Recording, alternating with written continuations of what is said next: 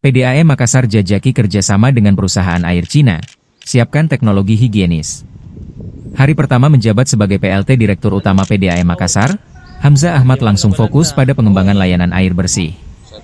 Ia menerima kunjungan investor dari Cina, Chunke Water Treatment, di kantor PDAM Jalan Ratulangi, Selasa, 22 April 2025.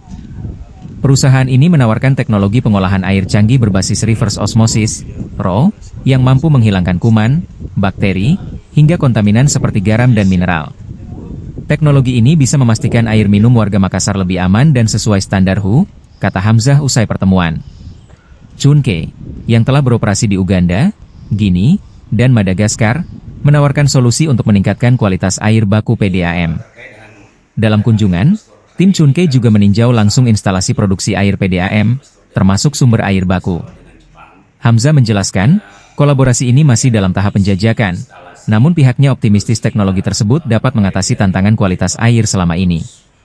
Kami akan evaluasi hasil pengamatan investor dan model kerjasama yang ditawarkan, ujarnya. Kepala Bagian Kerjasama Pemkot Makassar, Zulfitrah, menilai langkah PDAM penting untuk mendukung visi kota hijau. Teknologi Chunke yang mencakup sistem ultrafiltrasi, UF, dan pelembut air dinilai sejalan dengan target peningkatan cakupan layanan air bersih. Kami harap kerjasama ini tidak hanya meningkatkan kualitas, tetapi juga memperluas akses air minum ke seluruh wilayah Makassar, tambah PLT Dewan Pengawas PDAM Andi Zulkiflinanda. Itu bisa minum. Siap minum. Artinya siap minum, dia jamin, dia garansi bahwa ketika produk ini dilakukan, bebas dari bakteri.